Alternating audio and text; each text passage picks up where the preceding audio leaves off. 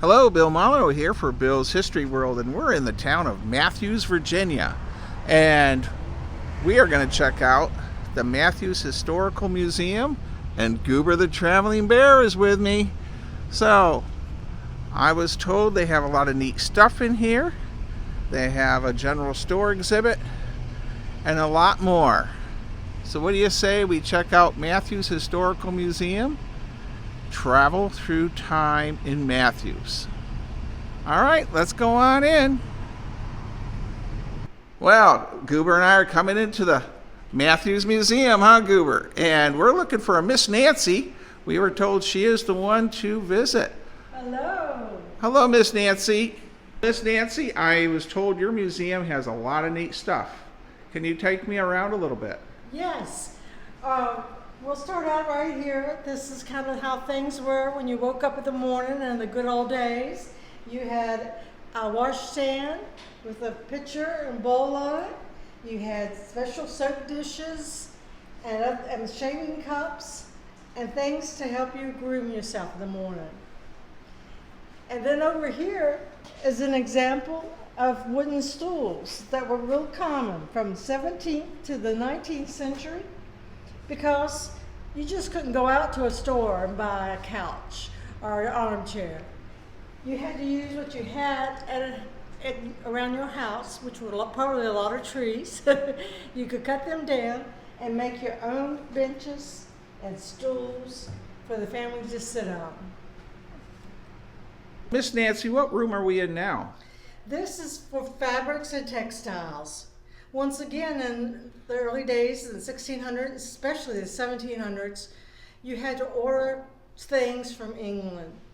However, on big farms out in the wilderness, which this would have been, you made your own things. And we have a spinning wheel to show you. We have to show you how you can tool to help you make rugs for your floor.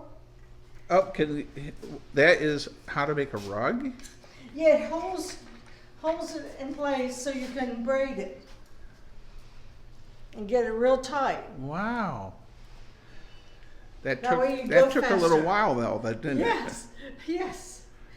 And this shows the examples of the types of yarn, and cotton, linen were of course very readily available.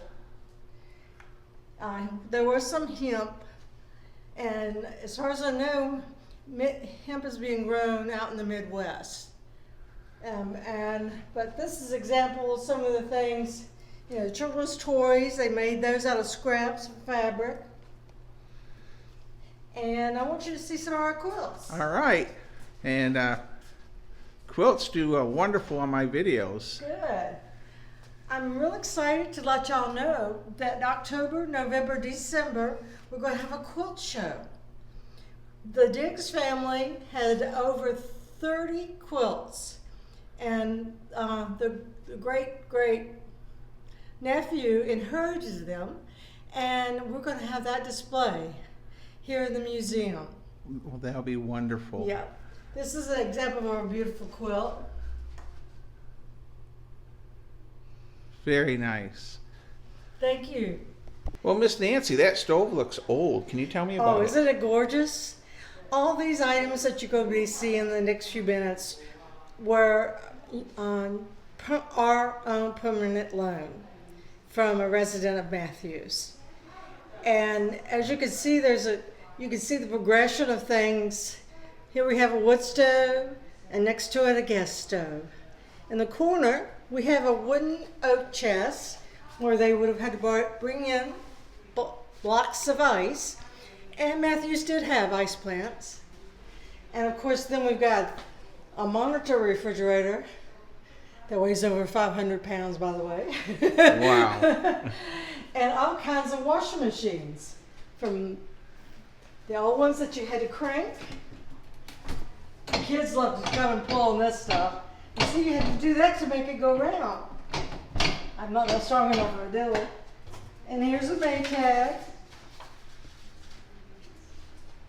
And if you didn't have electricity, this is a motor you could hook up to your Maytag, where you didn't have to stand there and watch it all day. Now, are those washers back there too? These actually make your butter. You would put in your heavy cream and you would start turning. Or you'd have the children turn.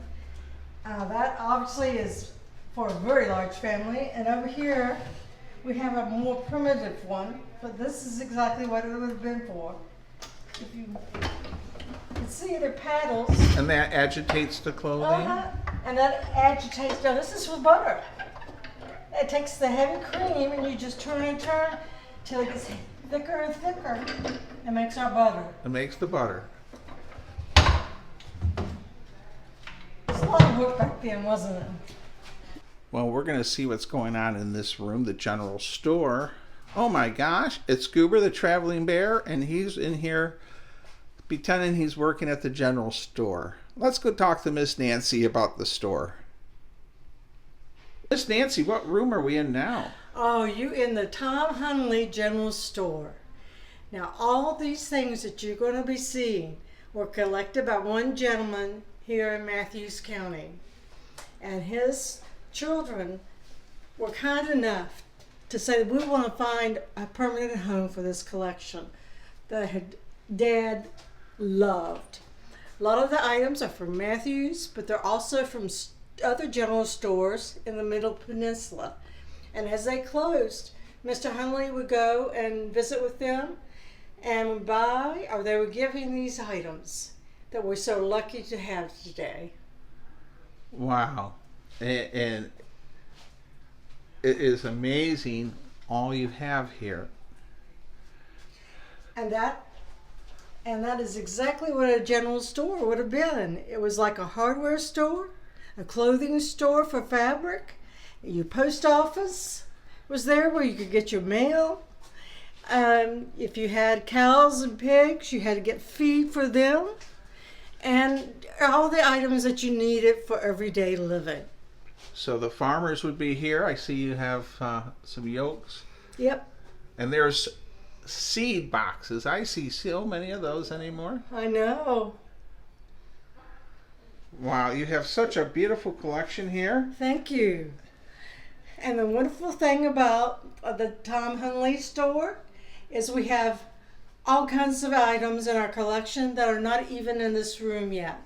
And so we'll continuously change over items. So when you come back more than once, you will see different things. And we would love for you to come in because this is a permanent collection. It will always be here at the museum.